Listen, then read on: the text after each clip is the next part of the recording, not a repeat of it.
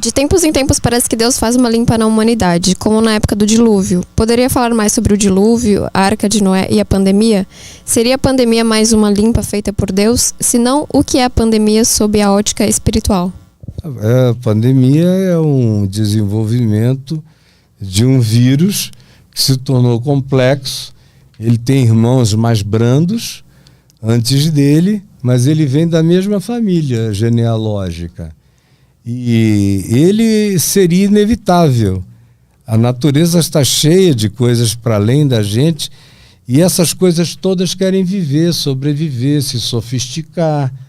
Coronavírus é um ente querendo sobreviver.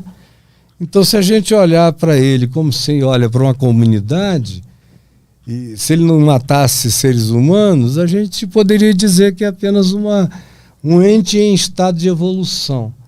E que, quando nos atingiu, provocou o que provocou. Mas tem muito mais a ver com o processo evolutivo da natureza do que Deus mandando praga aqui e ali.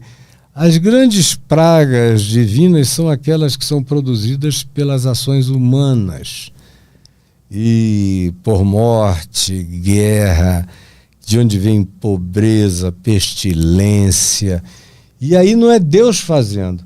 A Bíblia diz: e veio uma praga da paz do Senhor, mas você vê sempre que foi o homem que criou.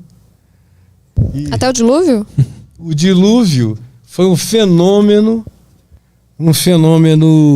de natureza terráquea e que aconteceu, como quase tudo que a gente vê no Velho Testamento especialmente, são coincidências divinas, são cronologias sobrepostas. Em Gênesis 6 se diz que o dilúvio veio porque os Benai Elohim, os anjos, os filhos de Deus, os que vinham do céu, os que vinham das alturas, foram aqueles que se misturaram. Houve uma hibridização, é o que Gênesis 6 diz, entre seres de outra esfera, outra dimensão, ou outros universos, que desejaram procriar com as filhas dos homens, com as mulheres mais bonitas da terra. Eles tinham conhecimentos e sabedorias extraordinárias, é o que diz o livro de Enoque, e eles criaram aqui uma espécie de ilha do Dr. Monroe, aquele filme lá com quem é mesmo? É o Val Kilmer não é importante. Mas eles mudaram a genética de todo mundo numa ilha e ficaram aqueles monstros. O livro de Gênesis diz: pois, por essa ação, todas as criaturas na face da terra foram alteradas. Houve uma engenharia reversa da criação. Aí diz que o dilúvio veio por causa dessa perversidade. Isso é do ponto de vista do que está acontecendo na história humana.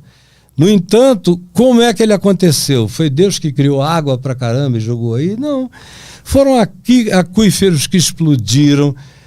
O livro de Gênesis diz que havia uma camada enorme de água que envolvia toda a terra. Houve a coincidência de todos esses fenômenos, e o dilúvio descrito no Gênesis é o dilúvio da Mesopotâmia. Mas todos os povos, mesmo os que nunca tinham se comunicado, narram a história de um dilúvio igual, de que a humanidade tinha se corrompido, vieram as grandes águas, aí cada cultura tem um Noé, tem um banco de dados genético de seres que foram tirados do meio daquela loucura para o recomeço da Terra. E isso é o que a Bíblia diz. E hoje em dia, você lendo, tem uma quantidade enorme de trabalhos antropológicos que chegam à mesma conclusão. De modo que não é só hoje uma questão de crença bíblica. Tem a ver também com antropologia universal, tem a ver com marcas que você vê do ponto de vista da geologia, marcas de água nos lugares mais impensáveis, são conchas do mar nas alturas dos Himalaias. Você tem as coisas mais diversas. O dilúvio pode ter sido universal de maneira eu diria que subsequente. Foi acontecendo como acontece num tsunami, numa coisa assim, que acontece primeiro num lugar, chega depois no outro, vai atingindo o outro, e aquele atingiu a terra inteira. Mas os nefilins, que eram os filhos desses Benai Elohim com as mulheres, a Bíblia diz que sobreviveram alguns deles, que foram, os últimos deles foram mortos por Davi. Já algum tempo depois, os gigantes estavam lá, os Enaquins enormes, como o rei de onde hoje são os Altos de Golã, que era um cara que tinha uma cama de ferro de 5,20 metros por 2,80 metros de largura.